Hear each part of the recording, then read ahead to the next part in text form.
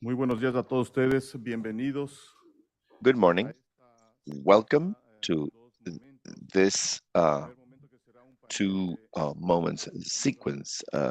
First, a panel in which we are going to discuss um, uh, closing the gaps in socioeconomic development, food and nutrition security and sovereignty in the Amazon region. And the second segment will be the signing of the letter of intent of FAO ACTO Corporation. This is part of the follow-up of the Amazon dialogues and the Belém Declaration, in which there's a commitment to work on a number of topics for the sustainable development in the Amazon region. Important for FAO OTCA cooperation, topics of territorial and bioeconomy development and nutritional and food safety. Uh, Here in Santiago de Chile, besides the panelists, of which I'm going to mention Maria Alexandra Moreira, Secretary General of uh, ACTO. Please, a round of applause for her. We also have Carlos Salinas, Administrative Director of ACTO, with us in this event. A round of applause for him as well. And Mario Lubetkin, Assistant Director General and Regional Representative for Latin America and the Caribbean, who's our host as well, who's with us. We'd like to thank the presence of the diplomatic corps of the ACTO countries that are appointed here in Chile that are with us in this day. His Excellency Arevalo Méndez Romero, Ambassador of the Republic of Venezuela, René Correa, Plenipotentiary Ministry of Bolivia, Honorable Mr. José Rodríguez Bolaño, Minister of Ecuador, Fernando Lopez, Consul from Bolivia, also Ricardo Cato de Campos, Head of the Technical Cooperation from Brazil, Natalia Bullian, Second Secretary of Bolivia, and Mr. Rubén Herrera, First Secretary of Ecuador. Thank you very much for your visit and for your participation. The next panel will have four segments. The first one is a technical discussion. We will discuss about socioeconomic gaps in the region. We will keep on discussing territorial discussions that is intended to close those gaps. That will be presented by ECLAC and with discussions from FAO. A second presentation, people who were appointed as focal points of ACTO will discuss the topic in their corresponding countries. And the third, we'll have people from the IDB and CAF who will discuss the financial initiatives for the sustainable development in the Amazon region. And we will close with the Q&A.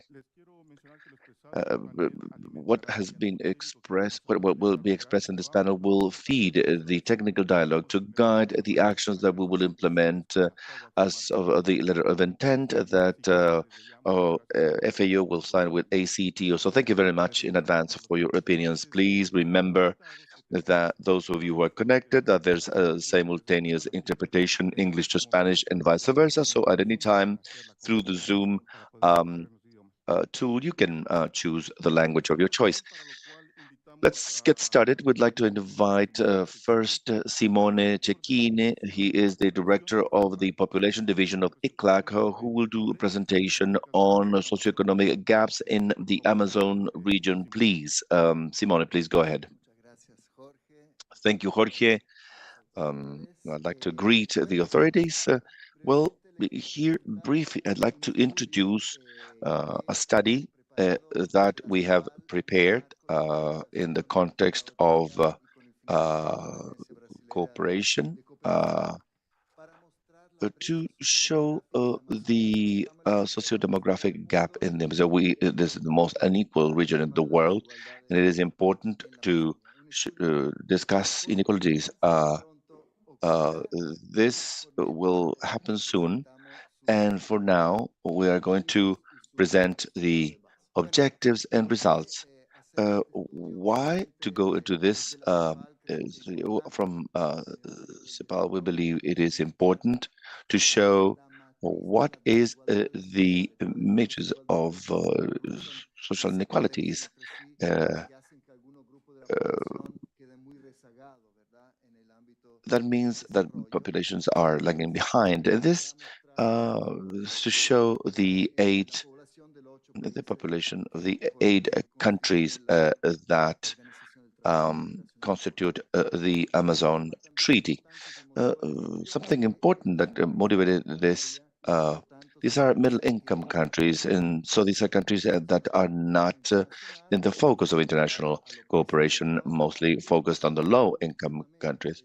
Um, to show the gaps and the inequalities that exist in the Amazon region may be useful to um, foster better cooperation to the Amazon region.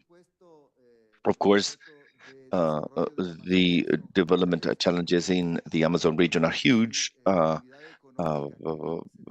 because of the economic activity that takes place there. Uh,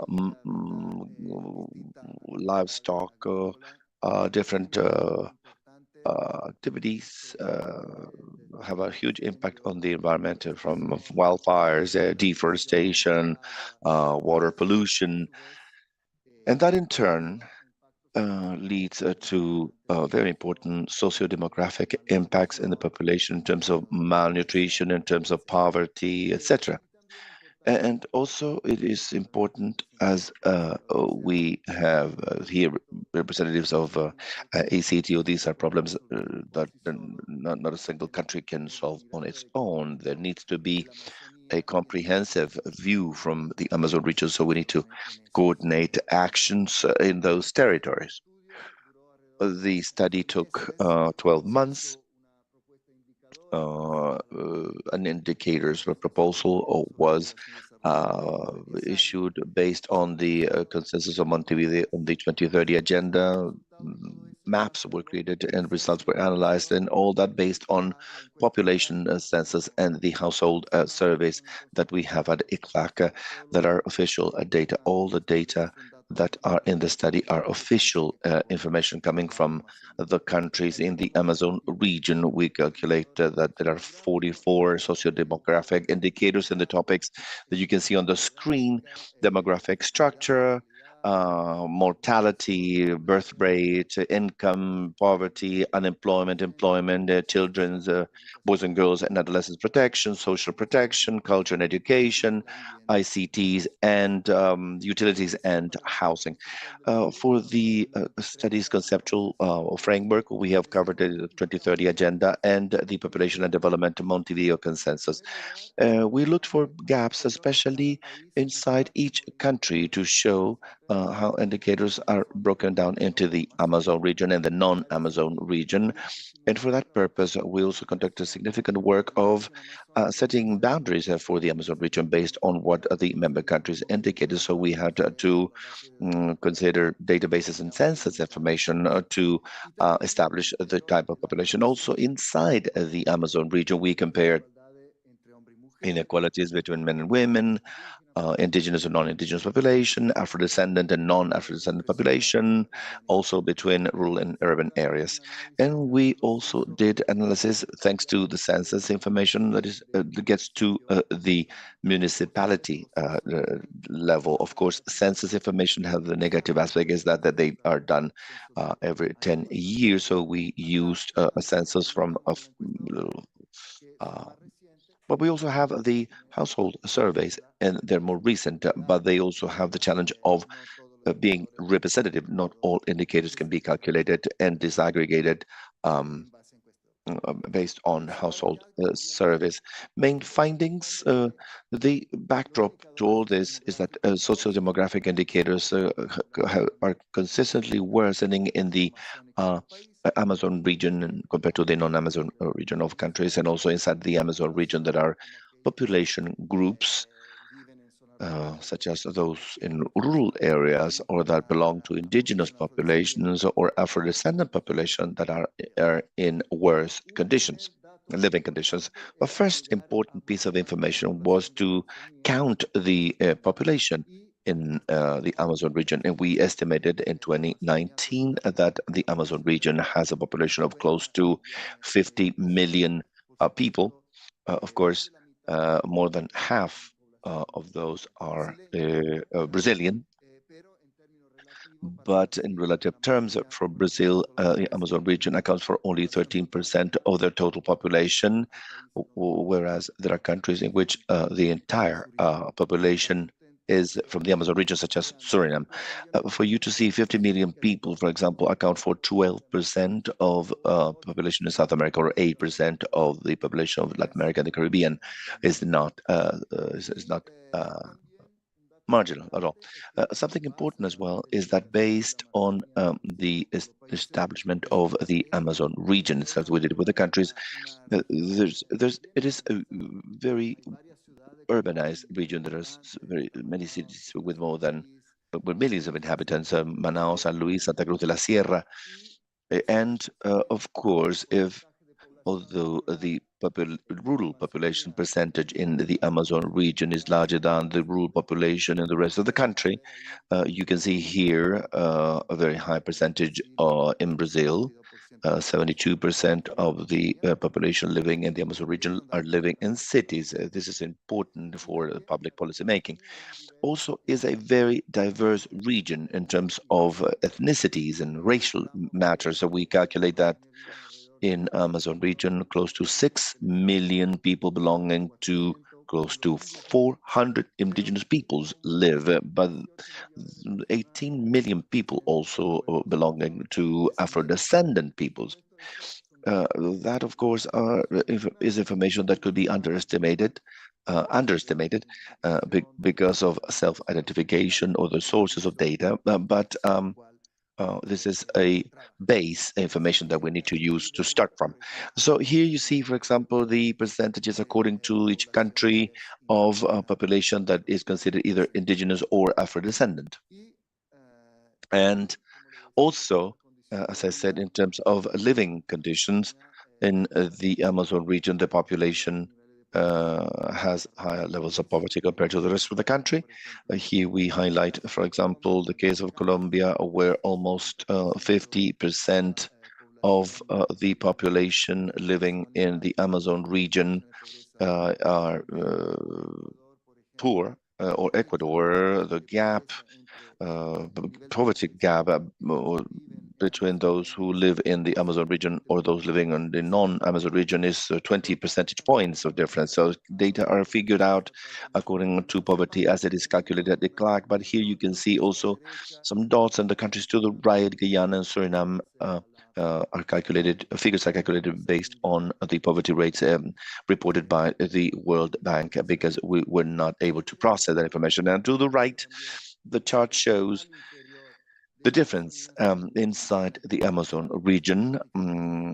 Systematically, there's more poverty among indigenous peoples and Afro-descendant peoples compared to the rest of the population. For example, in Ecuador, 70% of in rural areas, 70% of the people there are living in conditions of poverty in the Amazon region. And very important indicators are those related to children's mortality, as important gaps between Amazon and non-Amazon regions due to ethnicity. I said these are for 44 indicators, but there is another important indicator that is connected to malnutrition and children's mortality, such as access to drinking water. As it was expected, here you can see also these gaps.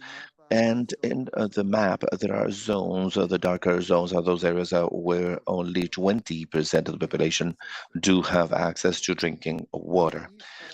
And just in closing, the message, of course, is that we shouldn't leave anyone behind.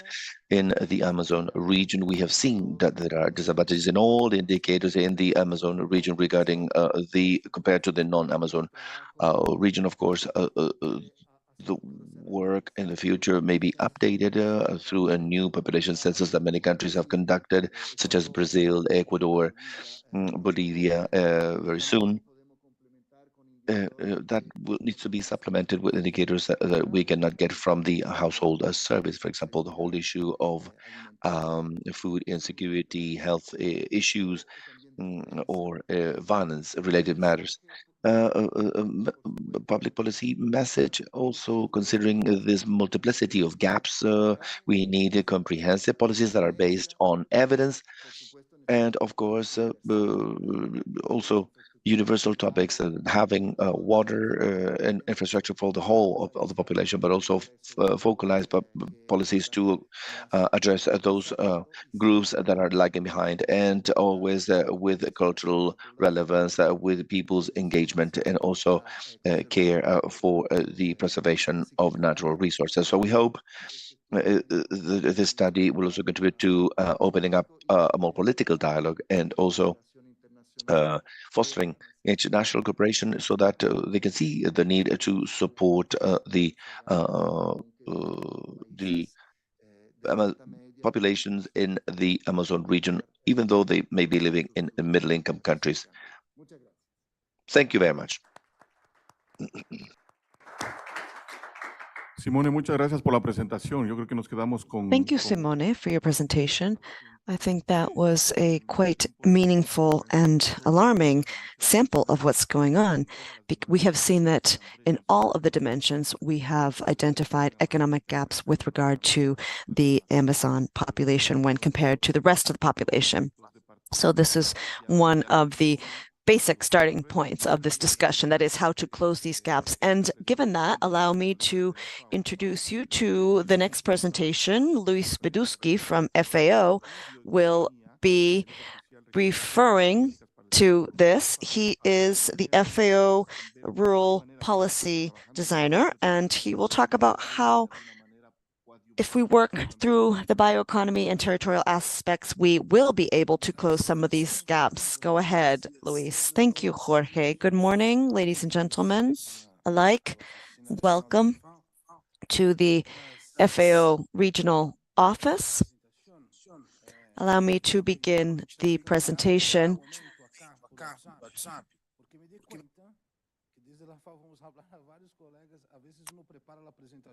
I realize that often at FAO, we forget that there are individuals joining us from abroad. So let me just refer to quickly what we are talking about when we talk from within the RLC office. This is our perspective, and I think this will help justify why FAO is involved in this effort to solve these issues. This is a summary of the FAO 2022-2031 strategic framework. This was unanimously adopted by the organization, the member states of FAO, and essentially refers to transforming the agri-food systems to boost production, to use natural resources better, to have better nutrition, and as such, better livelihood for all. And that's why this approach is so important. And I think Simone's presentation was quite poignant and set me up well, because placing at the heart of our discussion regarding the Amazon, placing humans at the heart of this discussion is key. So there's this very well-known person, Thiago de Mello, who has said that the most endangered species in the Amazon is the human species, the human race. So that brings us to mentioning that all of the conservation efforts simply cannot be placed on the backs of the most vulnerable. The burden cannot be imposed on them. Let me refer to a bit the content of this presentation that I prepared with my colleague, Mauricio, in charge of Indigenous Peoples. We will be quickly covering these general areas, and I will begin with referring to the scope of what we are referring to. We are not referring to a small region. In fact, we're not also referring to pilot programs, and you know more than we know that any effort carried out in the Amazon region needs to be structured. these efforts need to really change the course directly, because that's the idea here.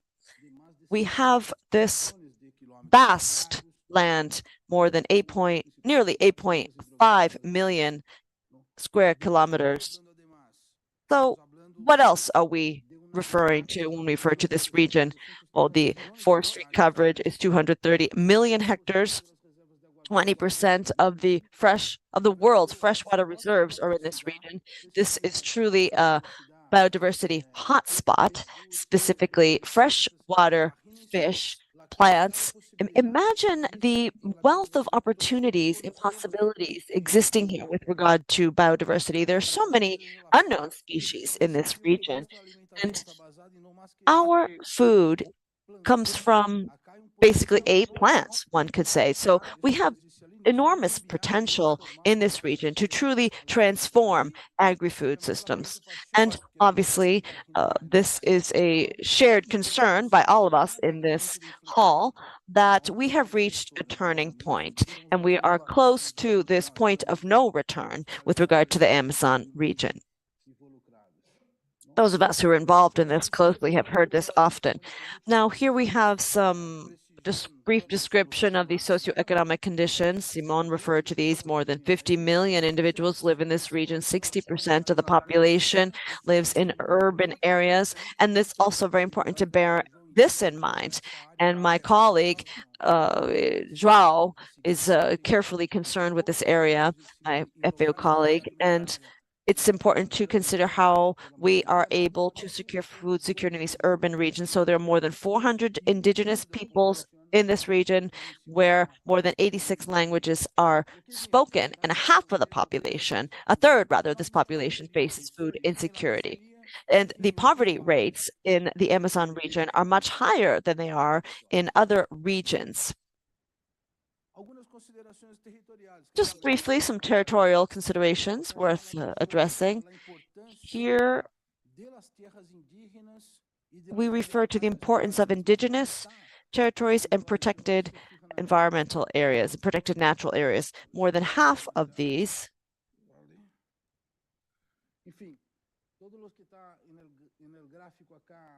everything, if you take a look at this pie chart, everything in orange refers to indigenous lands, and the rest are natural protected areas. And if you look at the chart down the bottom, you can see the evolution of deforestation in the Amazon region.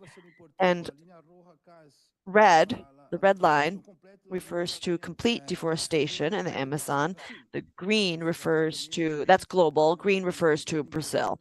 So it's very important to reflect upon this and to work harder on this matter. Here we have country by country deforestation rates. You can see Brazil in purple or dark brown with high deforestation rates, covering a large percentage of the territory.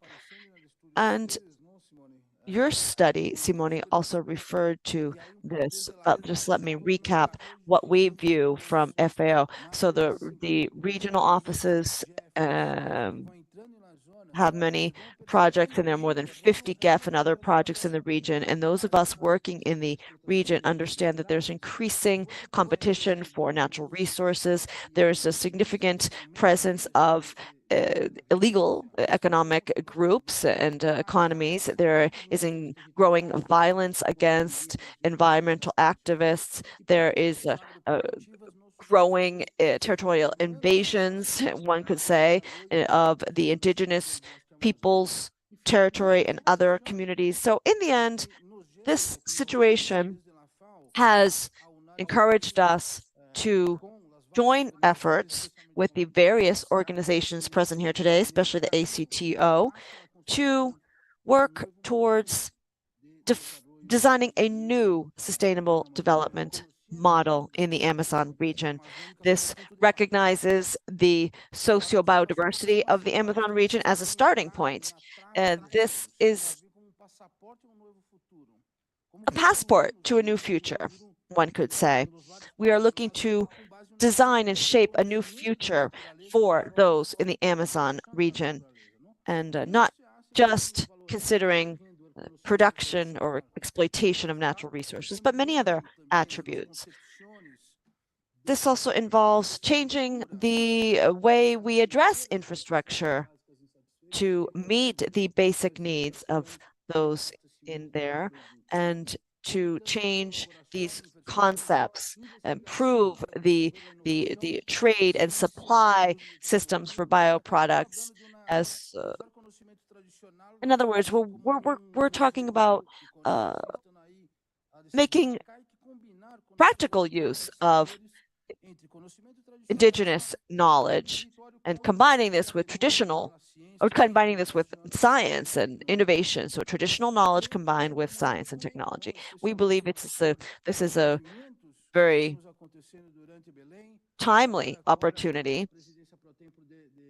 with what's going on. We have the Sherpa track, the G20 presided over by Brazil, task force in bioeconomy, and Brazil and Colombia, Ecuador already have national and or subnational bioeconomy strategies. And so we feel it's necessary to get involved in this discussion. And that's why FAO leads the International Sustainable Bioeconomy Working Group, and we are the first UN agency to actually get fully involved in the realm of bioeconomy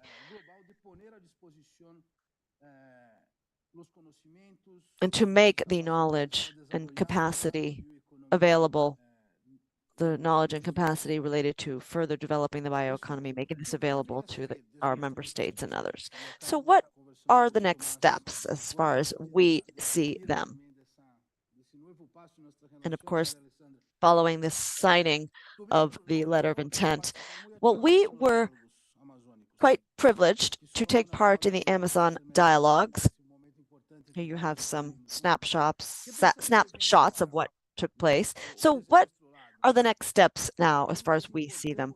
We think it's important to make our capacities available so that we may continue to accompany and take part in accompany the other parties involved and take part in the various steps. So we have the Belém ACTO declaration, and this involves several different tasks for the ACTO, and we will continue supporting that. Then we have the G20, Brazil, SSC, the Green Coalition, and FAO has several projects that are focused on having a more sustainable Amazon bioeconomy. And all of this is leading up to the COP30.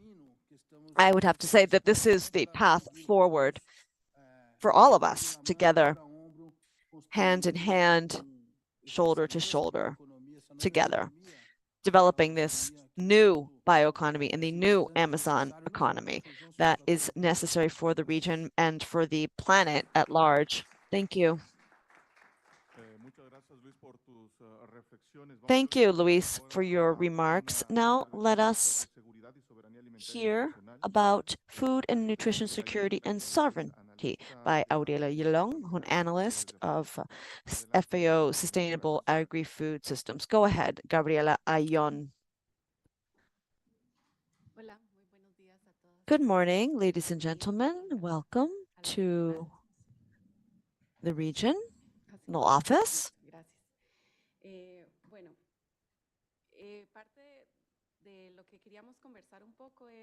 We are here today to, in part, talk about closing gaps, but also food and nutrition security and sovereignty in the region and specifically in the Amazon countries.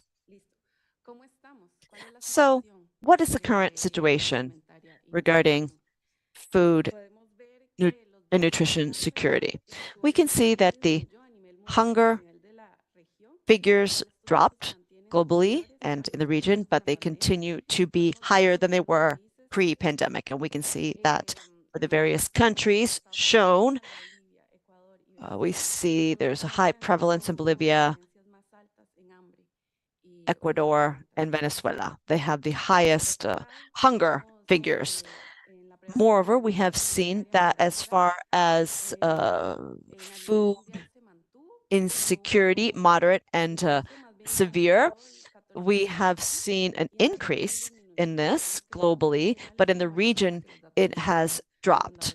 But still, when we compare food insecurity in our region to the rest of the world, the figures are higher in our region, even though they have dropped. And we see the gap with regard to men and women in our LAC region is quite significant. And if we're referring to food insecurity, I don't know how the laser pointer works, but with regard to food insecurity, the rates are higher in urban areas and peri-urban areas than in the rural areas throughout the entire LAC region. Moreover, when we refer to delays in nutrition for children under 5, we can also see that there was a drop in the global rates and Latin American rates as a region, and the country that actually has seen a dual increase, has doubled this rates, sorry, is Ecuador.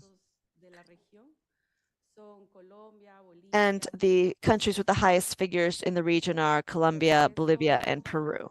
Now, as far as prevalence with regard to obesity in children under 5 in the region has higher figures than the rest of the world. And within the region, the countries with the highest rates are Brazil, Ecuador, Peru, and Bolivia.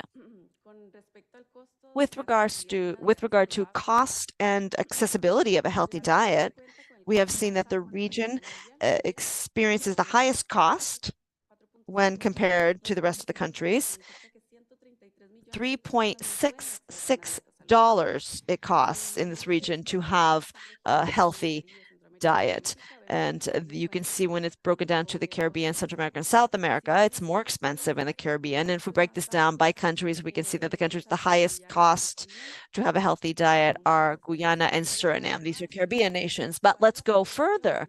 If we look at the individuals in the population that actually have access to a healthy diet, we can see that practically 60% of the Suriname population does not have access to a healthy diet, and then followed by Peru, Colombia, and Brazil. So what are the gaps that we are referring to with regard to food and nutrition insecurity or security?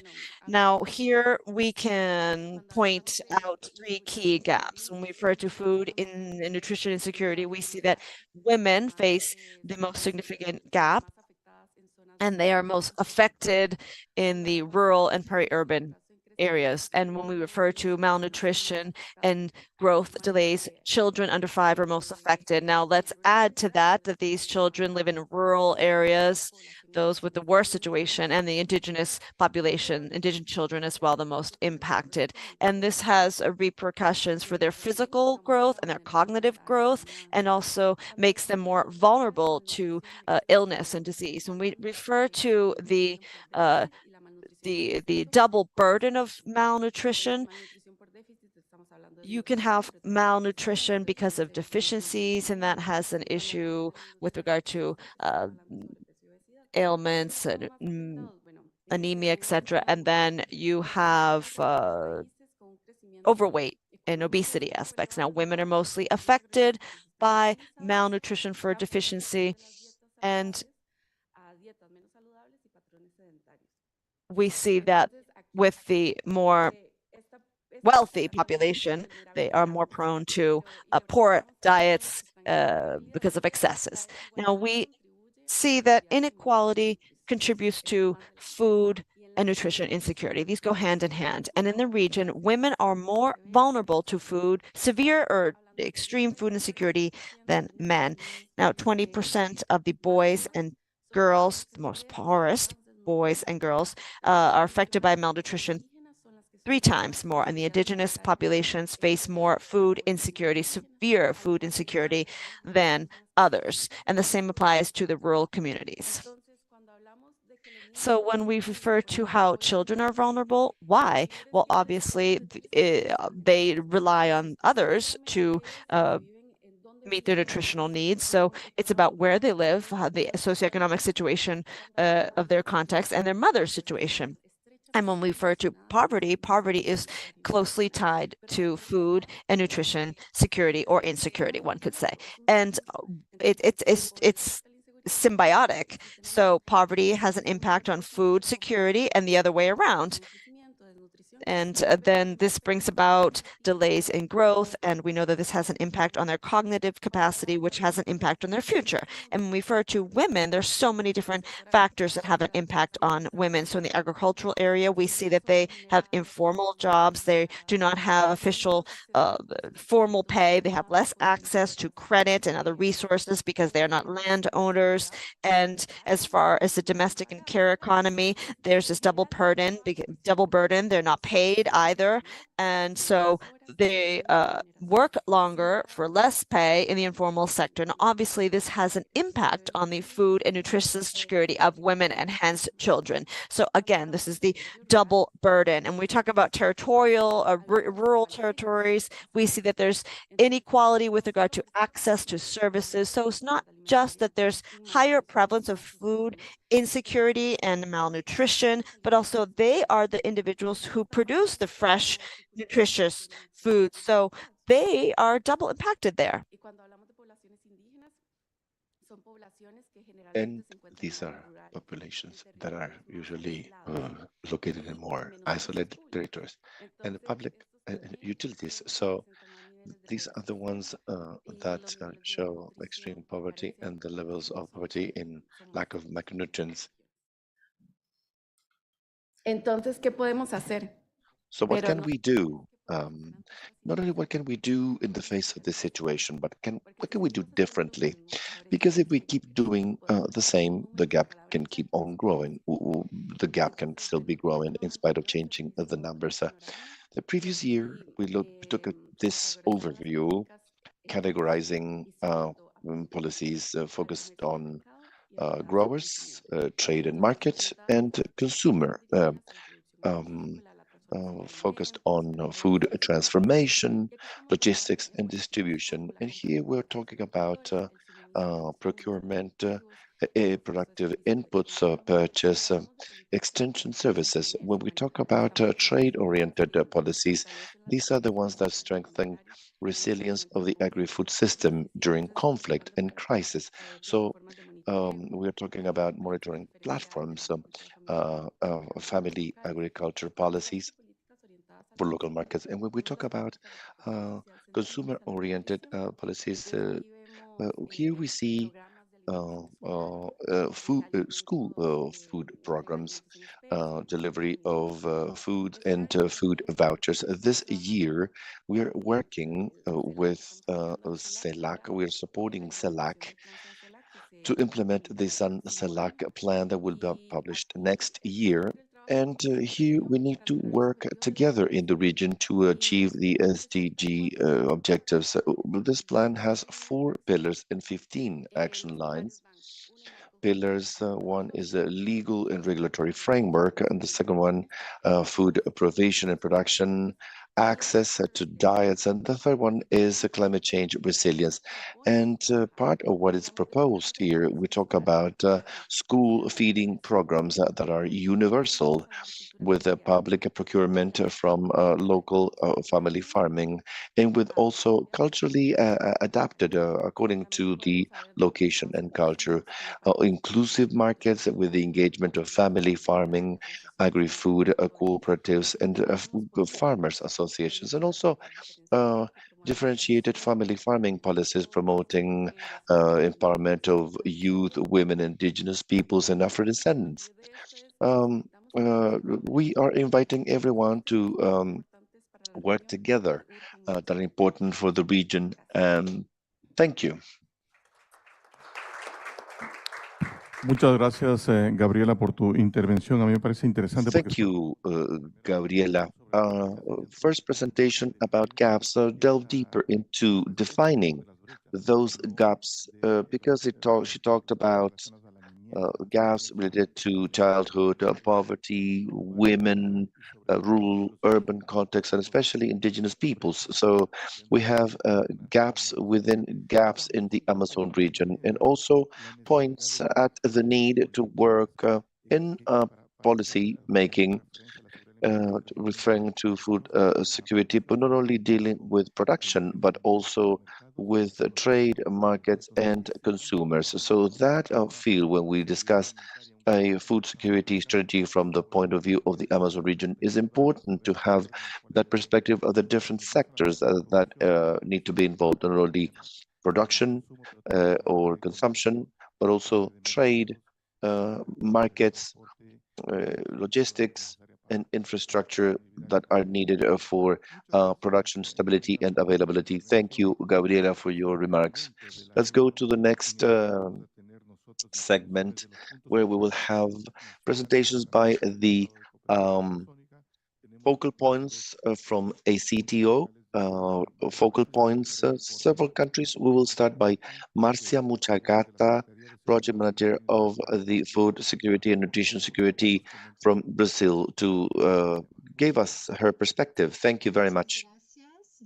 Thank you. Good morning. For us, from the Ministry of Social Development, is a pleasure to meet our colleagues from the Amazon region after the dialogue in the Amazon dialogues, as well as the Amazon summit that ended up with the Belém declaration with the results in terms of food security becoming a reality with the organization of this panel, and also cooperation at FAU and ACTO that will be signed today. The fight against hunger is a priority of the Brazilian government, and the Amazon region deserves special attention because it is the region that presents 45.2% of the households in the northern region are in moderate or severe food insecurity, and this is unacceptable. I'd like to highlight the importance of the study presented by ECLAC in order to have the data of the region. I believe we do have the data of the Amazon region that is the poorest, and there are many challenges compared to the other countries in the region. In August, we launched the Brazil's Without Hunger that involves 80 actions and more than 100 goals proposed for the 24 ministries. This plan is organized in three pillars: access to income, reducing poverty, and promoting adequate and healthy food from production to consumption, and mobilization to fight hunger. Next week, we will conduct the sixth National Conference on Food Security and Nutrition Security with the presence of more than 2,000 people from civil society, state and municipal and federal governments that will define the guidelines of the food security and nutrition security policy for Brazil. But some important actions in the region are already underway. Indigenous and Black communities are a priority for the food program coming from family farming involving vulnerable people. We launched the Indigenous initiative exclusively from growers that belong to indigenous peoples, and preferably to donate them to public and social entities in their own territories. Another criterion should be adequate to the food habits of the local populations. We have an alliance among several ministries: environment, education, health, and the BNDES Bank. And next week, during the conference, we will invite the organization of a school feeding program with the engagement of entities of the third sector, fostering the work of other stakeholders to deliver healthy food to schools, resources, technical assistance, logistics support for growers and the schools, and to conduct work to foster diverse food and healthy food, valuing the products from the Amazon region and school feeding programs. Another policy that we have studied are social technologies to access water. In spite of the large quantities of water in the region, population is not necessarily consuming good quality water. And that is key not only for the health of the communities, but also so that they can process their local agricultural production. We are we need to launch a new invitation next week with the resources from the Amazon Fund. Each family will have a system that will capture rainwater to store it and treat it correctly, and also includes the construction of a laundry room and a mm, restroom. We're developing a socio-bioeconomy next month, and also a new national climate change adaptation plan with specific plans on food and nutrition security. In Berlin, in COP30, where we expect to meet you all. Thank you very much for your attention. Thank you, Murcia, for the information. Very interesting. This gives us a perspective when we're looking for more coordinated work between FAO, ACTO in developing a strategy for the Amazon region in terms of food and nutrition security. There's a lot of work underway, and countries are doing a huge effort in terms of food and nutrition security.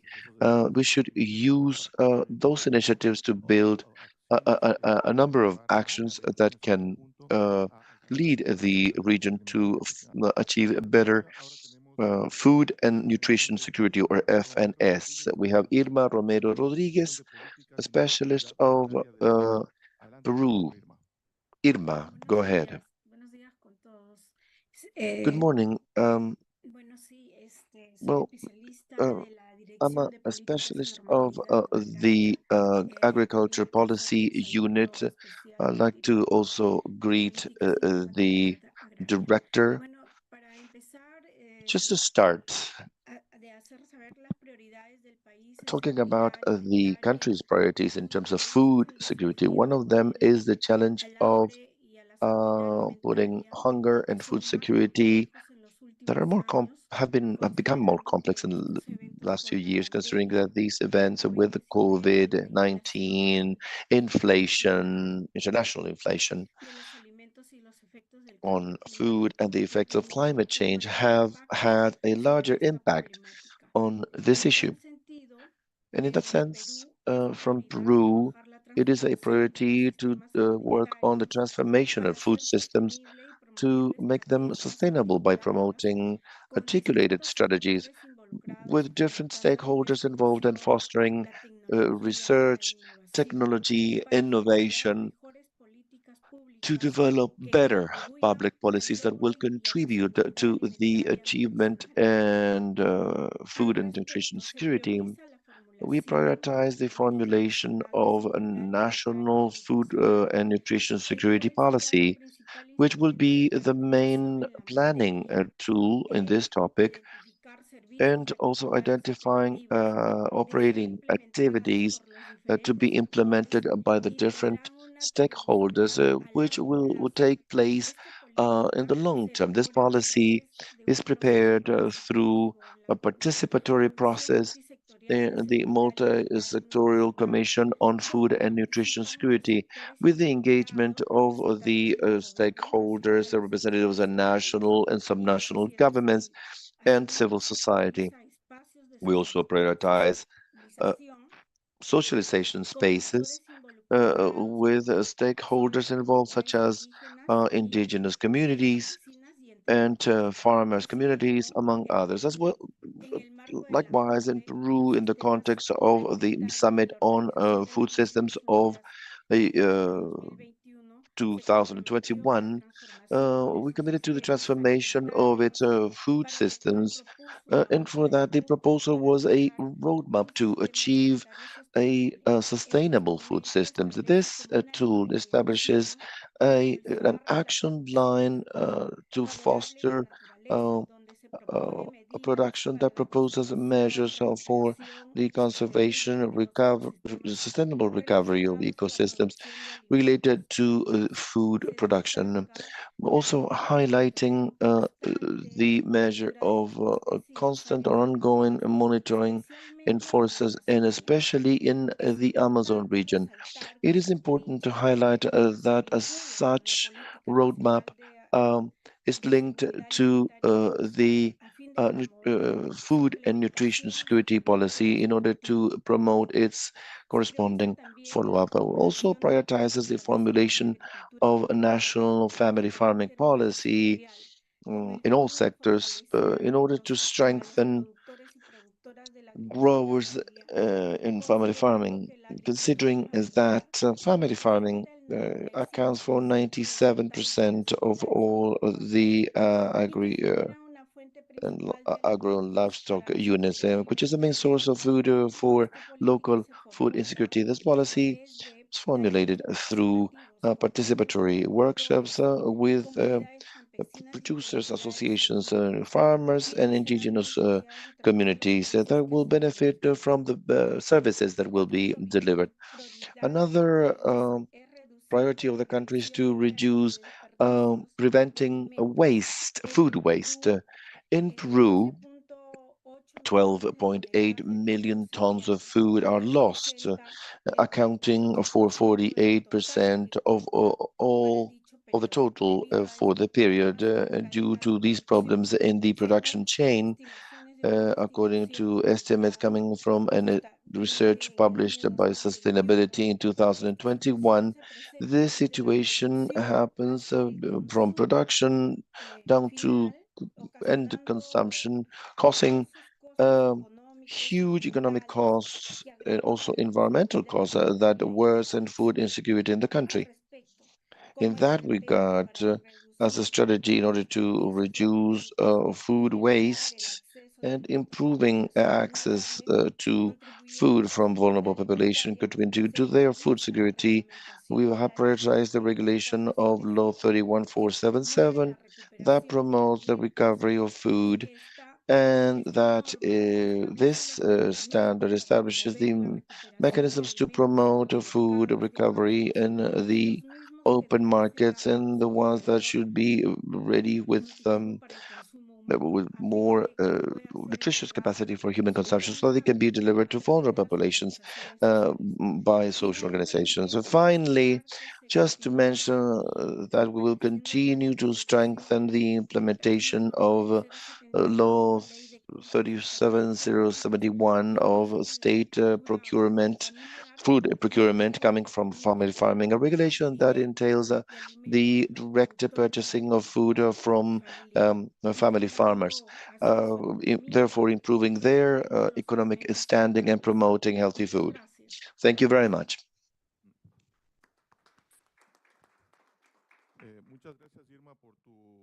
Thank you, Irma, for your interesting remarks. You have referred to some of the initiatives underway in your country with regard to securing food and nutrition security, and you have also focused on policies that are focusing on production, food accessibility, availability, and nutritional components. So that's very important. I think it's an excellent example of you also reducing food waste through production systems and making sure that you have sufficient food for FNS. The countries have made significant progress recently with regard to the new context related to FNS and how it's important to focus on different pillars of FNS. So thank you. Now we will hear from Niraj Barsati, the climate change officer from Suriname. Go ahead and thank you for your participation.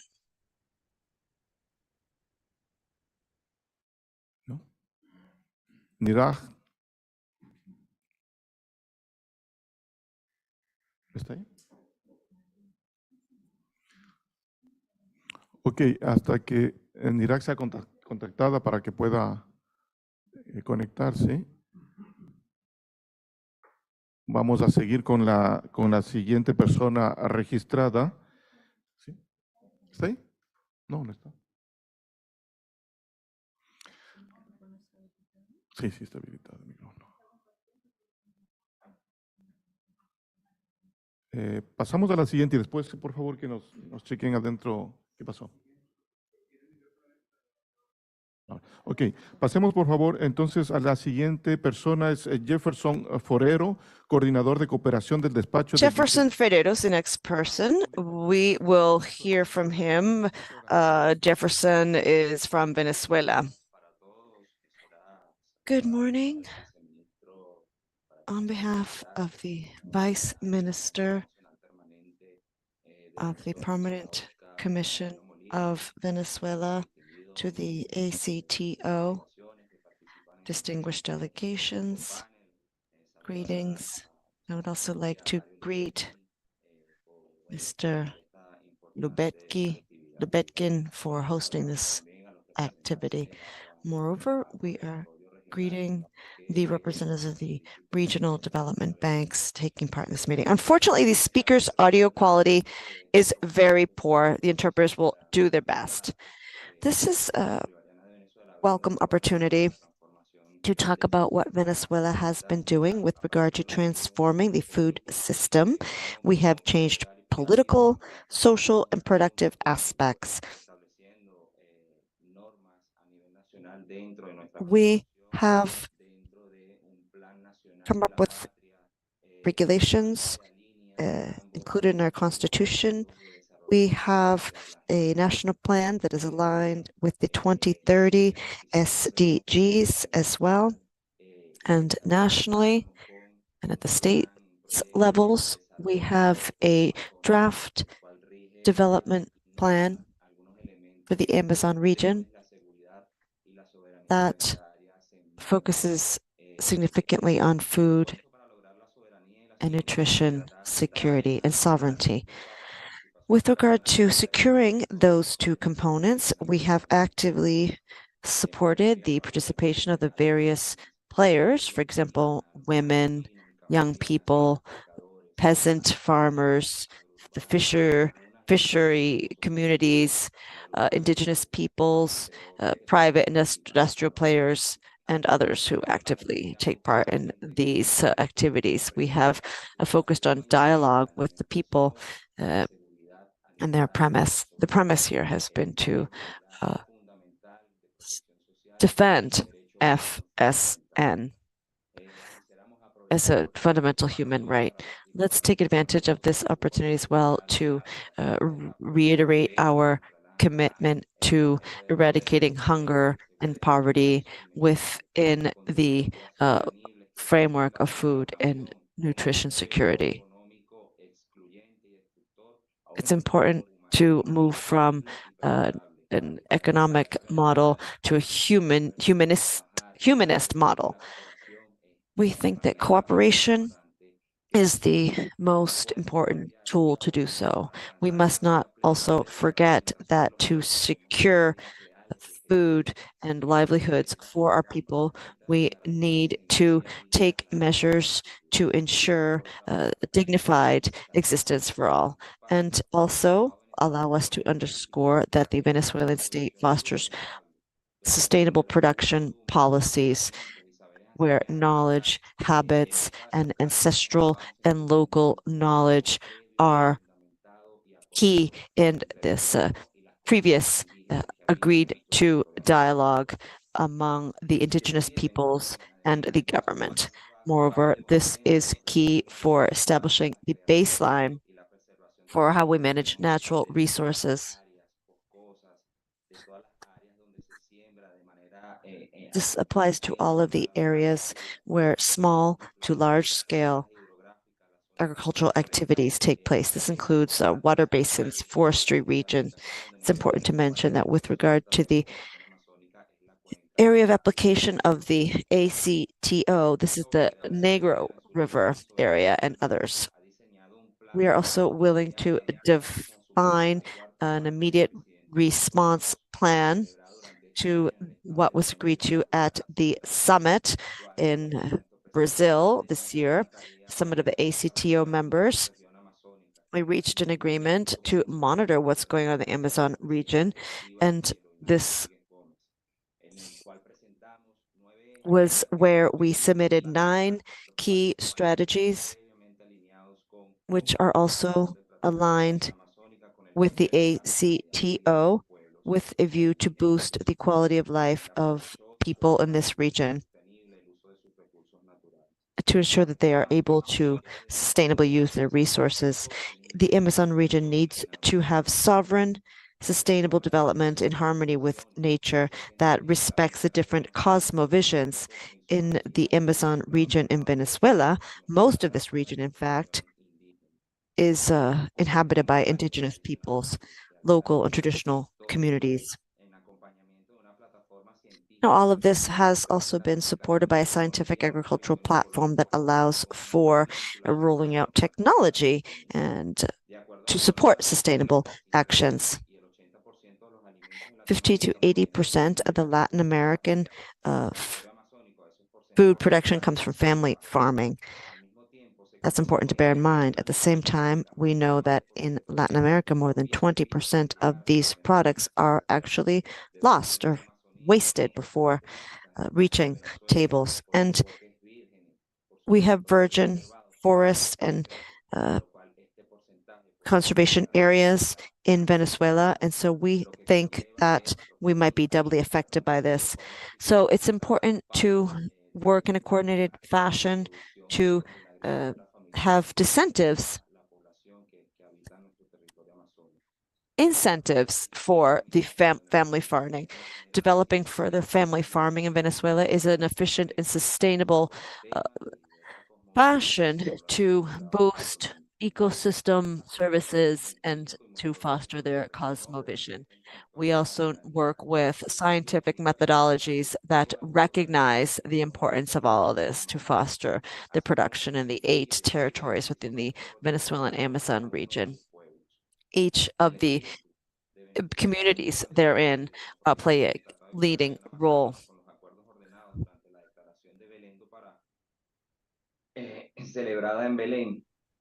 At the Belén conference, the states committed to continue carrying out efforts to secure the sustainable, harmonious development of this region. So let's not forget the appeal by Venezuela to do away with unilateral efforts, which only undermine regional and international efforts and have an impact on the water infrastructure and the irrigation necessary for the region.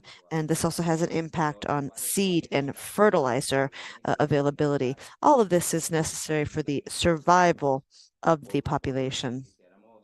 Finally, allow us to share a different perspective with you, a perspective involved in different cooperation projects carried out through the ACTO. These have been inclusive, and we are sure that we, through these, will be able to make progress on the roadmap submitted by the chair of the summit. And we have been provided with a series of elements to do so, and food security, food and nutrition security and sovereignty play a key role here as well. Thank you for the opportunity to speak here, and we will continue to make progress.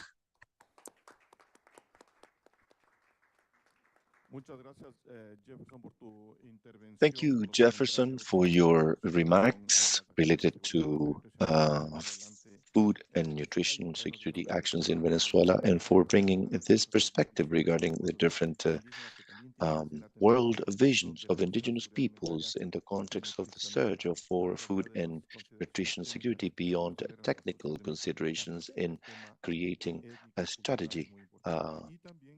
And also your reference to the need of working with science and technology in a region that is vast in natural resources. We will go on now to Miraj Parsadi. She is the officer of the Climate Change Officer in Suriname. that I believe is connected now. Yeah. Good morning, everyone. Morning. Go ahead, please. My name is Neeraj Prasadi. I'm from the Climate Change Unit of the Ministry of Agriculture. So Suriname is already taking actions and making steps to promote the sovereignty and nutritional food security through its different ministries. These actions entails workshops and meetings with local and international stakeholders to raise awareness and promote climate-smart agriculture and good agriculture practices. It is worth mentioning that the representatives of the indigenous and the tribal people are always consulted and included. Capacity building with the help of local and international organizations like ICA, FAO, and others are also helping Suriname in the right direction. Initiation and execution of many agriculture-related projects to increase the production not only in the coastal area, but also in the rural areas where the indigenous and the tribal peoples are living. Most of these projects are being executed by combining the knowledge of the indigenous and tribal people with smart agriculture practices. Making local funds available at low interest rates, however, thresholds to access must be lower so that the large part of the community can make use of it. The process of setting up a data hub by the Ministry of Spatial Planning and Environment, which will help in better policy making for the indigenous and tribal people. Submission of projects with the help of international organizations like the FAO to make climate financing possible. We are also working on it, but the lack of data is a major threshold to achieve this. However, these steps and action are not enough since it's not reaching all parts of the community. These steps and actions might also be not enough because of the many challenges Suriname is experiencing. One of those challenges is climate change. Suriname has experienced the effects of climate change in the last few months severely, where we had a drought with extreme high temperatures than Suriname is used to. Drought and salinization of water resources made the water unsuitable for irrigation. Waterways in the rural areas dried up to the level where the transportation of goods and people are not possible. Prices of fruit and vegetables became expensive and are still expensive. A solution to mitigate and adapt the effects of climate change is to allocate more money on the annual budget in order to prepare for the worst. Suriname has to intensify the cooperation with other countries experiencing the same and the cooperation with the current international organizations we are working with, like the FAO and others. Suriname is on the right track, but we need to do more since the effect of climate change is serious. Is a serious issue. Climate change affects the indigenous and the tribal people the most since they are dependent on the food they are farming in their area and they are dependent on the water resources near them. So, in short, we need to take more action as fast as we can. This is my intervention on behalf of Suriname. Thank you. Muchas gracias por la intervención. Thank you very much for your intervention, Diraj. Your comments regarding the options are looking for the development of projects also involving climate aspects should be considered and are very important now more than ever. Reliance on climate change is more noticeable now. And of course, this type of topics must be part of a broad food and nutrition security strategy. Martin Roman Cárdenas, advisor of the Ministry of Foreign Affairs of Colombia. He's online and he will also mention the perspective of the country. Please go ahead, Martin.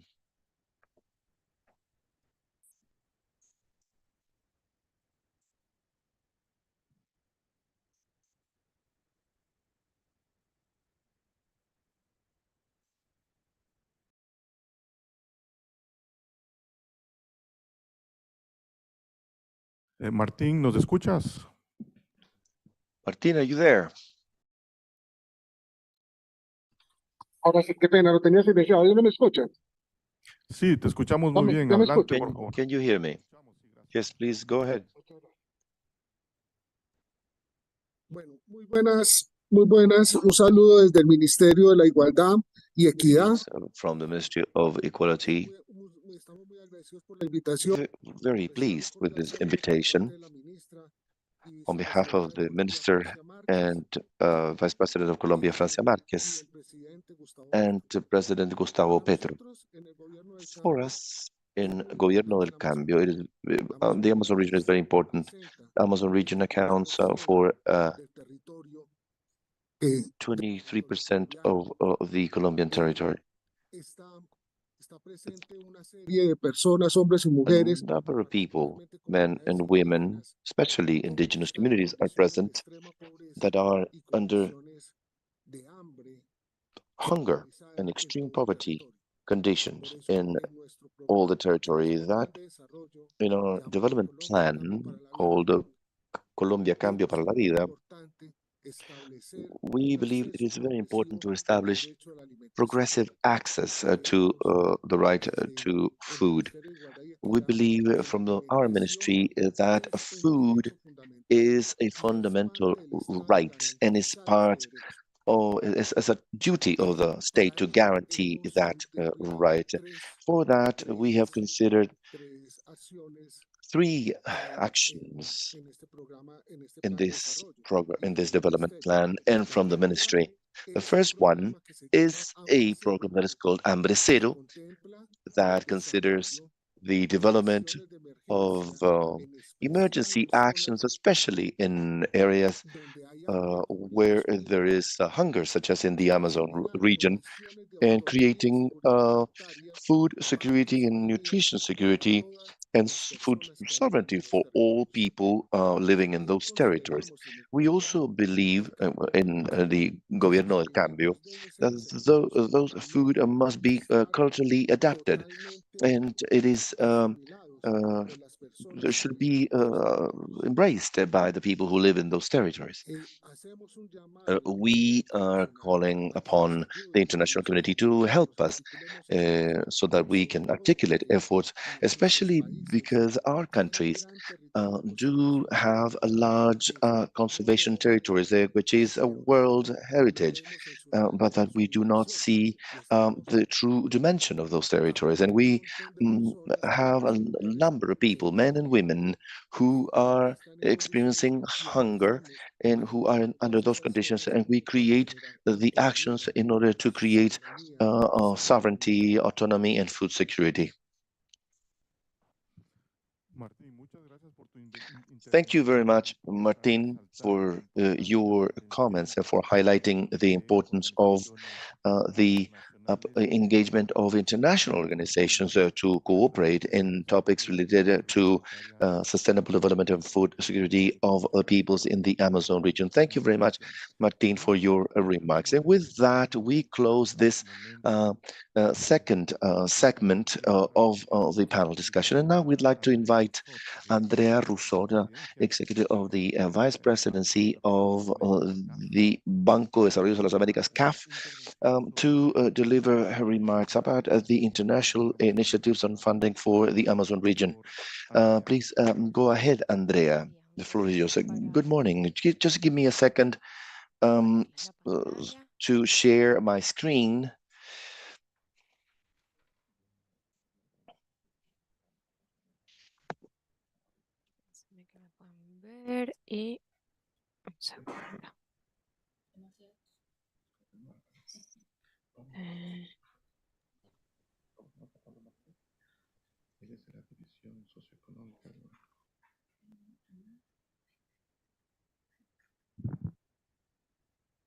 ¿Me ven? Sí, muy bien. Adelante, por favor. Ok, bueno, muchísimas gracias por la invitación. Desde CAF les vamos a Thank comentar you un poco. very much for the invitation. We are going to discuss the strategy we have at CAF in order to support countries to address their food insecurity situations. What specific strategies we have at CAF for the Amazon region? Bueno, CAF Well, CAF has a multi-sectorial food and nutrition security strategy, water, irrigation, private sector, climate change, social and human development, and logistics. For the Amazon region specifically, we address the food security challenges that affect the region, mainly linked to the deterioration of the livelihoods of the population in the Amazon region because of forest conversion, because of the high levels of poverty, because of the unsatisfied basic needs, especially in terms of health and education, the lack of connectivity and the very complicated social conditions. For example, this has significant impacts on Brazil, for example, with high levels of food insecurity in the different regions.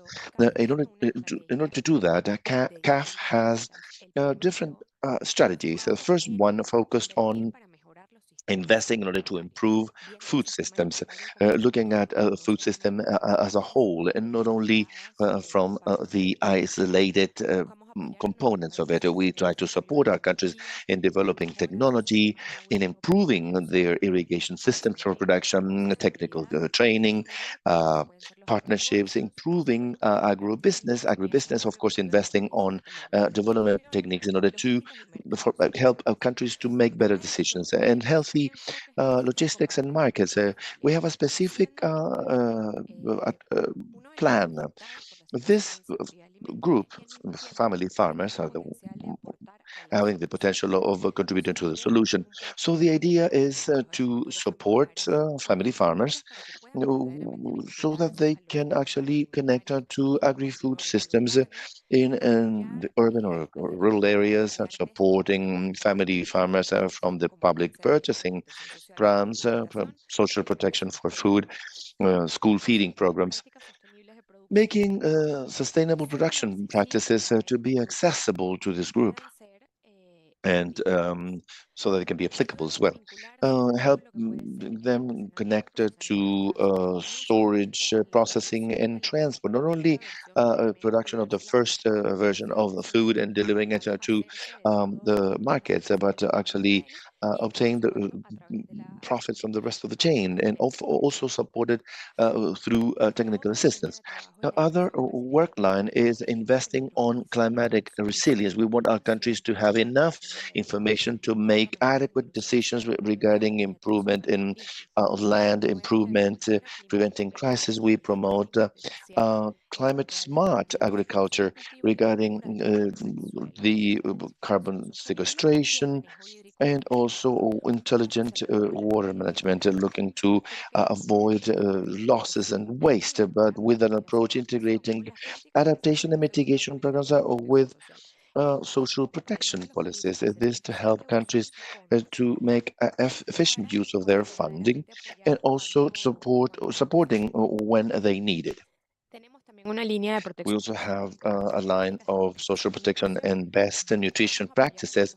We look to support our countries not only in expanding coverage and public expenditure related to social protection, but also reforming their social protection policies. We want to help them to be ready and to address emergencies. Of course, this through strengthening information systems so they know their beneficiaries and they can cater to them according to their needs, especially in regions such as Amazon region with such diversity. We also support our programs with nutrition programs so they can have access to food, and so they can make decisions in order to receive the food. We have specific projects in order to reduce malnutrition, and we try to help our countries in improving governance so they can have installed capacities in long term. Of course, as I had mentioned, we try to link this agenda with the climate change and disasters agenda to help countries to provide quick answers. However, we believe that agriculture, social protection, or the search for sustainable agriculture are not enough in order to address food insecurity problems in the region. We see as important to develop rural infrastructure and to promote development in vulnerable areas, comprehensive development. We want to promote road, energy, and telecommunication infrastructure, and most of all, health and education infrastructure to create a context in which populations can truly embark on food security programs. The combination of these services increase population income, reduce poverty and inequality, and therefore creating a good environment for food security.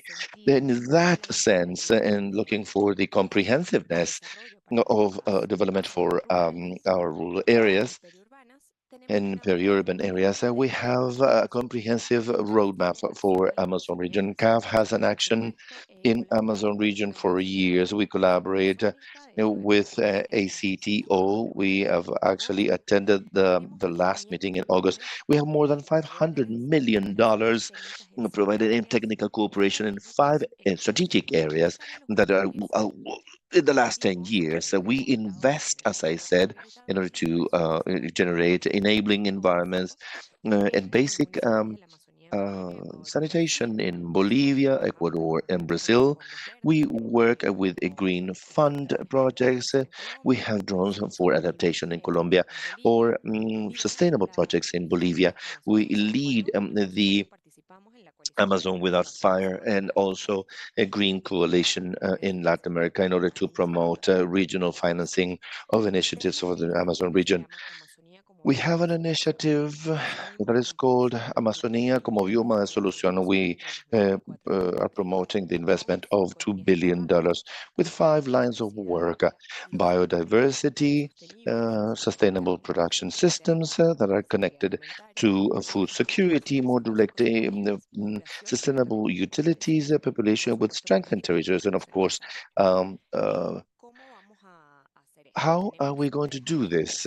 We have 3 areas: knowledge, research, support for institutional support, and of course, a regional coordination.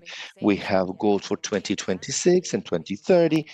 For example, in supporting the institutional reinforcement, we are trying to help to hold a national plan in order to improve the Amazon region.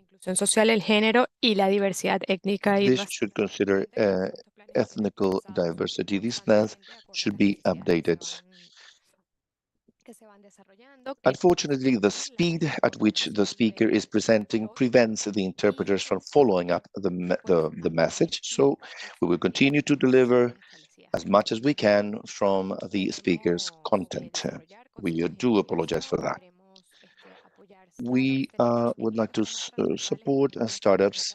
We have a number of goals that are looking for a comprehensive treatment and the improvement of livelihoods and, of course, food security. These are our 5 theme lines with goals from 26 to 30. I will focus on the production sectors. We want to improve sustainable chains based on the line of work we have mentioned. At least 2 chains per country should be sustainable, and by 2030, 4 chains in each country, the ones that are a priority for food security. We would like to invest on food systems. We want countries to make investments, at least 1 for 2026 and 3 for 2030. Regarding sustainable infrastructure and basic or services in our work, I mean, promoting rural infrastructure. There should be at least 1 investment in rural infrastructure in vulnerable areas to food security in our countries, and by 2030 should be 3. We want at least 3 green infrastructure projects. You know that CAF is wanted to become a green bank. So all our initiatives have a green component and climate change, but we want to look for 3 specific projects related to the Amazon. We want to improve water, sanitation, and health, at least in 3 cities for 2026 and 5 cities in 2030. As you know, we are trying to achieve comprehensive development in order to support productive sectors from the point of view of improving chains. And we want to create this enabling environment that we believe could be a solution for this issue. Of course, we want to achieve regional financing in the long term. We are trying to develop innovative financing mechanisms for the countries according to our specific needs. And for this, of course, we are supported by our strategic partners. Partnerships are extremely important in order to conduct these initiatives, especially in territories such as the Amazon region. We have FAO, PMA, World Food Program, green funds, adaptation funds. We have a number of partners from different origins, agencies, government organizations, all of it because we consider that we cannot do this alone. This is an effort that must be conducted jointly in order to achieve what we want to achieve. Thank you. Andrea, muchas gracias por tu intervención. Te agradecemos mucho por traernos información. Thank you, Andrea, for those remarks. We really appreciate the information regarding your activities in the Amazon region. And we have a presentation. We had a presentation pending by the Inter-American Development Bank, but I was just informed that they will not be able to join us. So anyhow, Andrea, the context that you refer to is quite interesting with regard to funding. And there is a high-level mandate for sustainable development in the Amazon region and an interesting declaration by the heads of state of the ACTO. And there are other technical institutions, technical capacity, who are looking for ways to work in the Amazon region. Then you have the countries themselves with their own public policies, as well as funding agencies such as CAF with resources. So the situation is quite positive, but resources are not always enough to meet the needs. But as long as we invest them well in priority actions, it would be, we are sure that interesting development opportunities will occur. So it's all quite interesting and encouraging. So thank you for the information with regard to funding alternatives by the CAF. So I'm taking some questions here, and we will move on to the final section, dialogue between the guests. I have some virtual remarks, but I would first like to open the floor to those of you joining us virtually, the participants. So the floor is open to anyone wishing to comment or ask a question.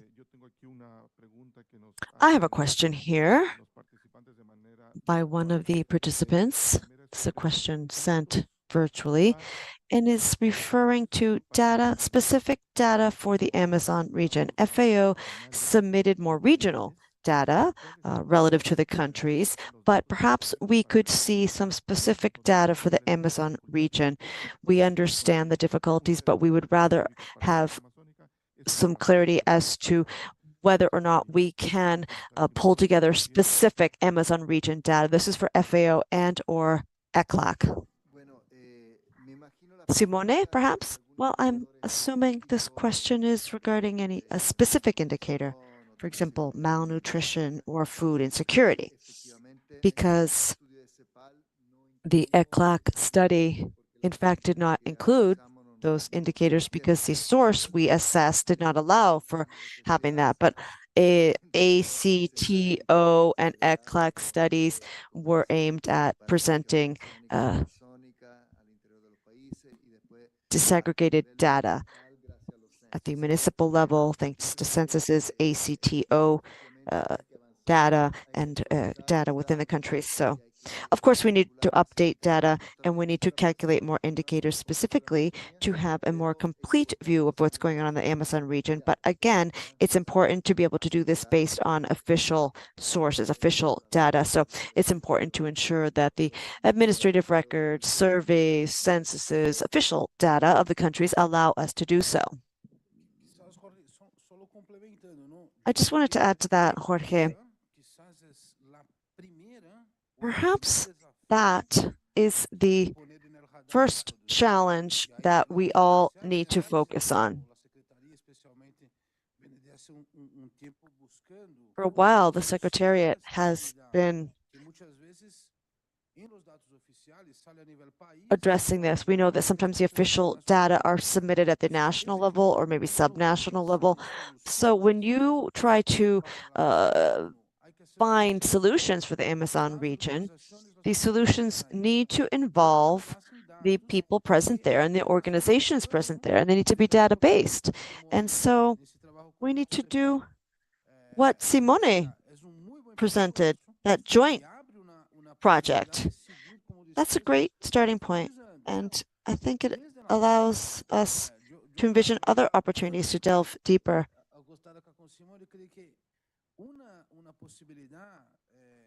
Now, putting on my FAO hat, one opportunity perhaps would be to identify some specific regional data and zoom into the Amazon region, and then add information that goes beyond the census. For example, investment funds. Where are the investments being made? At FAO, we have an interesting initiative. In fact, it's called Hand in Hand, which seeks to precisely identify where, when, how, with whom each dollar invested will bring about better situation.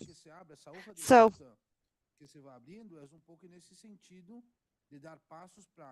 that's essentially the idea, to take the necessary steps for better policies, better work. So to answer the colleague's question, that's what we're trying to do, and that's the path that lies ahead.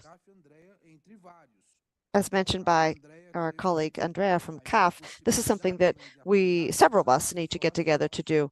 There are several partners involved in this effort, and we need to delve deeper into the knowledge out there to find more collaborative solutions to overcome many of these challenges. I would just like to further add to what was mentioned. We do have specific data. We don't have a specific data for the Amazon region, and if we would want to, we would have to do a specific study on that region. Thank you, Jorge. Good morning. It's the first time I take the floor, so good morning to everyone. Greetings. I just wanted to answer the question recently posed with regard to food security and the data submitted today. Well, that's one of the reasons why we're here today, to sign this letter of intent for cooperation. This involves planning, work, and implementing immediate actions with FAO. So beyond that, I would also like to suggest that you visit the ACTO website, because the regional data, which by the way are essential for all of our countries, with regard to the regional data, the organization has sectioned its work out in different pillars. For example, indigenous people's health, water resources. This is the most important water basin in the world. And so we have regionalized data, perhaps not as in-depth as we would like to have for some of the topics, but we have delved deeper into this area. And in fact, in 2020, we signed a project, a study, an agreement to have a study. We did this with ECLAC. And this, it's taken us practically 2 years to conduct this study because it involves a very extensive area, and we have a robust database. And I truly think that the countries will continue down this path to hold these types of studies relative to demographic gaps and socioeconomic gaps to show the relevance.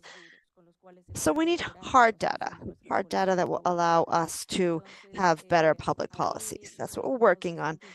Also, we have a significant amount of information, and in the Zoom's chat, we will post our website so that you can have data to a wealth of data. You can have access to a wealth of data on nutrition and food security and other topics addressed here today. It will be critical to add to this database prior to the COP30. And anyhow, this is one of further creating this database has one of been the concrete outcomes of this 2-year cooperation program with ECLAC. So just to wrap up, Peter, yes, I wanted to add that in 2018, FAO with ACTO published the status of Amazon forests, and I wanted to let you know that we are working on an additional proposal to have an updated publication, which should be published around 2025, the end of 2025. We are hopeful that this second version, updated version of this publication will be launched during the time frame I mentioned. That's the idea. Would anyone else care to take the floor? Very well then. We will be adjourning this very interesting panel, where we had the opportunity to hear some of the technical remarks with regard to the proposals put forth by the countries. We also heard about funding, and I wanted to thank everyone who has intervened. This was a very interesting panel, and your contributions are truly appreciated. We will take this into consideration going forward with our work with the ACTO. And with that, allow me to move on to the next moment on our agenda, which is the signing of the letter of intent. First, we will hear from the authorities present. Let's start with Mario Lubetkin, the FAO Assistant Director General and Regional Representative for Latin America and the Caribbean. He will refer to the FAO-ACTO Cooperative Initiative. Thank you. Good morning, ladies and gentlemen, colleagues, friends, Maria Alexandra Moreira. It's a pleasure to have you here today. Good morning, Carlos, your ambassadors, colleagues, representatives of consulates, various secretariat representatives, our dear friends from the CAF, and others joining us remotely, and the rest of everyone else, the rest of the individuals following this discussion. Based on my information, more than 1,300 individuals have thus far joined us from afar. This clearly speaks to the importance of this event and the importance of the signing of this agreement. My colleagues prepared a very robust presentation speech for me. I decided to not focus on that and to not follow that, simply because the entire process leading up to today and today's signing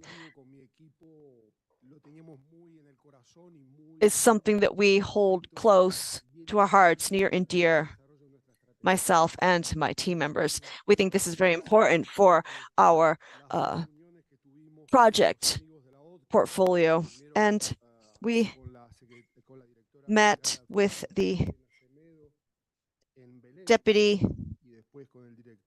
Assistant Director General in Belén and others, and we talked about what our actions would be. How were we going to change the quality of the actions carried out by both organizations?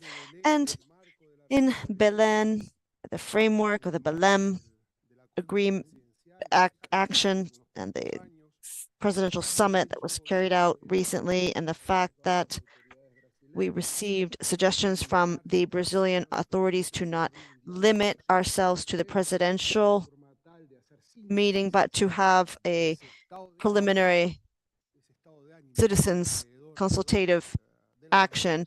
And it seems as though there was a great deal of excitement regarding the potential changes. As a result of all of that, I would have to say that this general framework for the preliminary work has been a source of significant optimism. 20,000 individuals took place, and after 17,000 people registered, it was challenging. So you can have the most brilliant ideas, but these need to be heard. If not, they're left to blow in the wind. And we refer to defending the Amazon region, focusing on food and nutrition security, and that is our specific purview, specific responsibility. So we realized that we were headed in the right direction, and then also we realized that, well, in addition to the significant responsibility, there's a great deal of potential. So it was very important for us to reach this moment here today. There's always a before and after as far as FAO-ACTO cooperation is concerned. And so a great deal of water has flowed under the bridge since Belém. And we have seen the results of the presidential meeting, the results of the foreign secretary meeting, and the various responsibilities handed to ACTO. So it's quite clear that not a single topic addressed by the foreign secretaries or the presidents can be solved by one person, one country, or one organization. We need to have synergy among all the various parties responsible.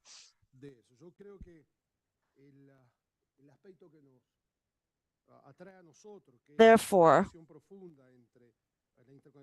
as far as the close ties between the environment and food and nutrition security, I think that's one of the key challenges we will have to overcome moving forward. And so signing the letter today will provide us with the impetus we need to move into the next phase, which must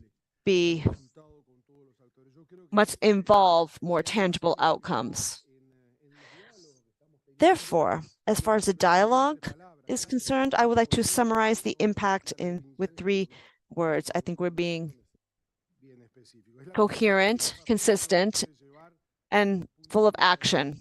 So as far as the joint ACTO-FAO actions are concerned, we are entering a new phase. And naturally, this brings us to how the Amazon needs to be viewed as a niche area. For example, at Belém, representatives from Congo and Indonesia were there, and this shows that there are ties between the regional and international realms, and the other key challenge is how we can link up the basins.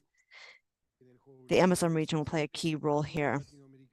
So often in Latin America and the Caribbean, we tend to look inward and not outward, and we forget the role that we must play in the international scene, and we often lose sight of what's expected of us. But let's bring this, when we bring this to the Amazon region, to the water basin region, and we refer to the Mekong basin, for example, we simply cannot lose sight of the common joint actions that we'll be undertaking. So thank you to my colleagues and the various representatives for their remarks related to the value chain, biodiversity, bioeconomy. These are key topics. I also believe that it's not a coincidence that we are signing this in parallel to COP28.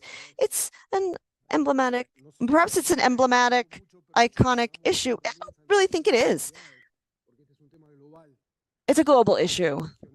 It's not a regional issue.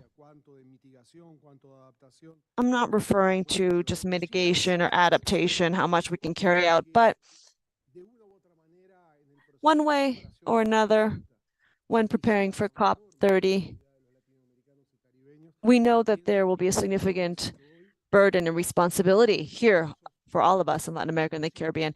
Perhaps this is one of the first steps toward for the groundwork of COP30. What we're doing here today is a contribution to COP30, and we need to view it as such. I think that the foundation has been laid for fruitful, sustainable cooperation between FAO and ACTO. I believe that we are all committed to this future that combines food and nutrition security with development, with the various pillars of sustainable development in the Amazon region. And I believe that this relevant step forward is key to implementing the joint agenda. And this is something we need to develop together step by step. We're talking about future and present generations, the well-being of individuals and the planet for today, for tomorrow, and for the distant future. Thank you. Gracias, Mario. Ahora damos la palabra a María Alexandra Moreira, secretaria general de la OTCA, por favor, para que Maria nos... Alexandra Moreira, Secretary General of ACTO. Thank you, Jorge, once again. Good morning. And now into this protocol phase of the event, I'd like to officially greet our dear friend Mario Luberkin.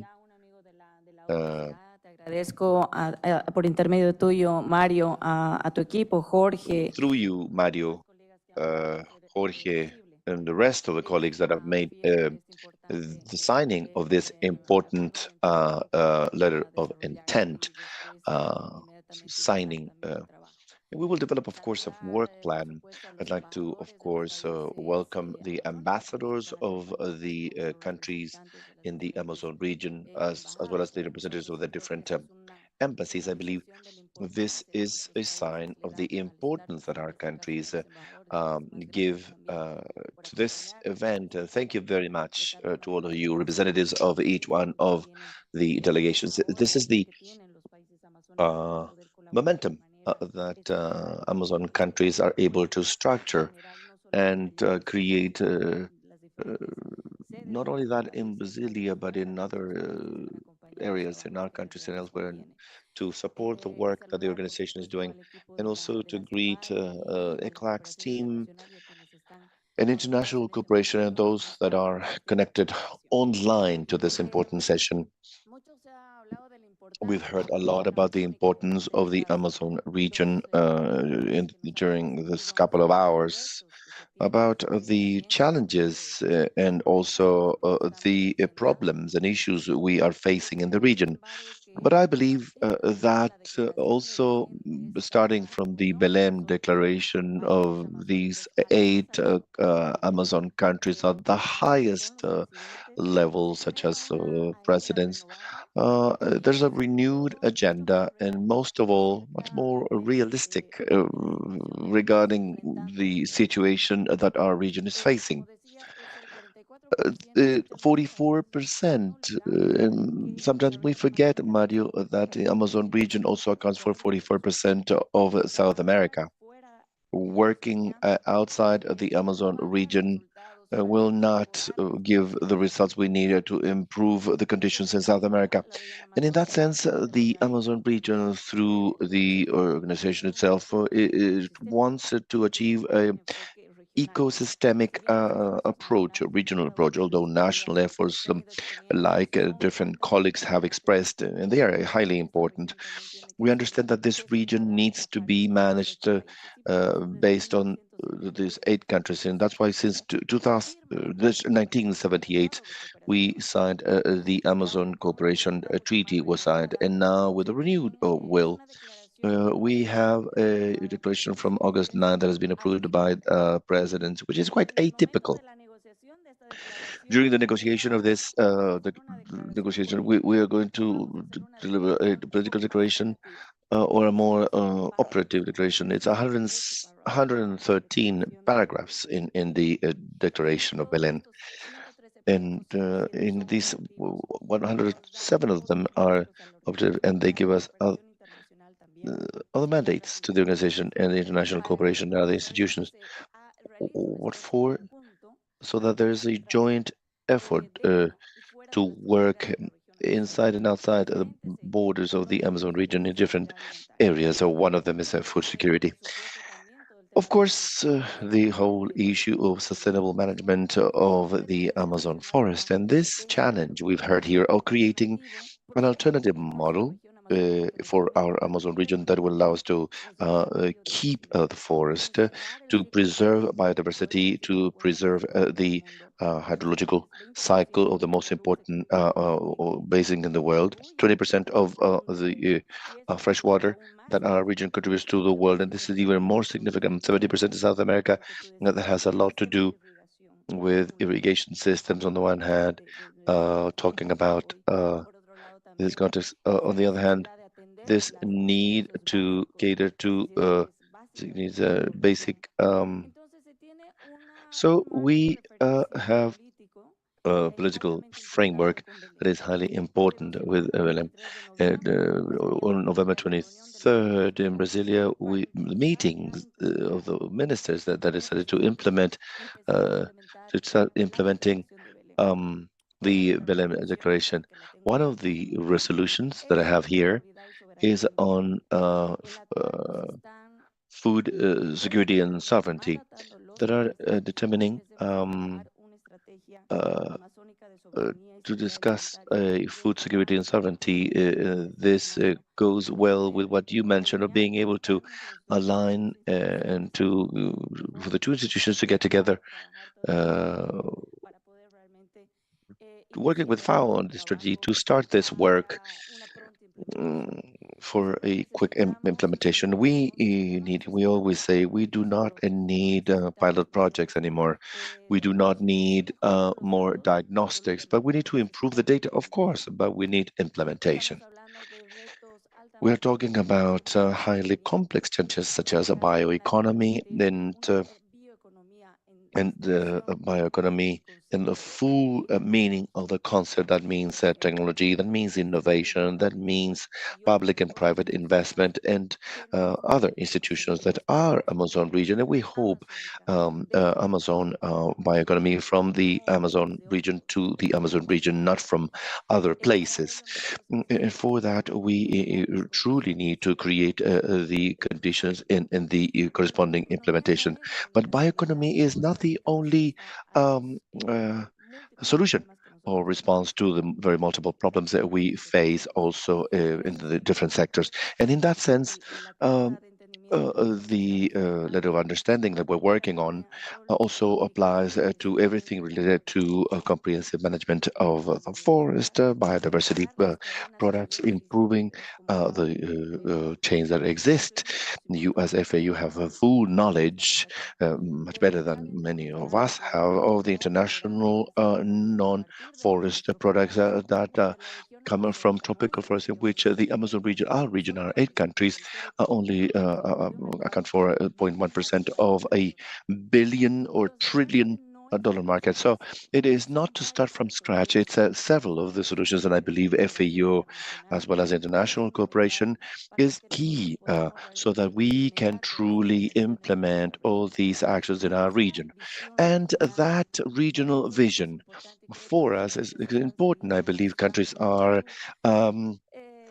granting that are willing to work, because Brazil's leadership and the other countries have accepted other countries by saying yes to the Belém Declaration, and all the work that is being done in order to implement this is highly, I believe, commendable. I was malnutrition information. We heard, for example, that Ecuador has some very complex indices. It has been the Ecuador that has said in this declaration and this ministerial declaration the topic to discuss it. So I believe it is very important to recognize as well the urgency and the mobilization that each one of our countries is actually conducting in order to truly start or improve the actions and to delve deeper into this. Now, we do have the COP in Milan 2030, but by 2030, we believe we need to create certain deliverables. I believe the Amazon region will not forgive us to have more diagnostic or more plans again in 2030. We need to create deliverables. And I believe today, Mario, with this work, we are starting possibly one of the most vulnerable pillars, the most strategic ones that we can address in the Amazon region. I'd like to thank Mario all your willingness, because I know that this is personal to you and to your team to be able to make this a reality. And I would also like to congratulate you and thank your Executive Director General. When he visited in Brasilia, if you remember, he said, Mario, Alexandra, you're going to lose my trust if you do not finish the work immediately. And please tell him that we are not, we're fulfilling the promise. And the merit of the trust that he gave us and the list of the people he trusts, we're also expecting FAO to immediately implement these actions with us. So thank you very much, Mario.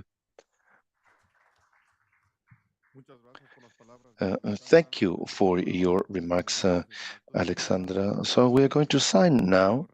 Let me read some important elements very quickly in this letter. With this instrument that will be signed, FAO declares the intent to work together in collaboration with the 8 countries members to improve food security and to reduce poverty level of the population in the Amazon through joint activities in the form of projects, programs, plans, strategies, research, training, and other actions that the parties may agree on, including the next topics: food security, family farming and traditional farming, value chains for products of biodiversity in the Amazon region, and strategic positioning in bioeconomy, managing biodiversity and in Amazon forest, early warning systems, hand-in-hand initiative in the Amazon region, and comprehensive management of fire and its alternatives.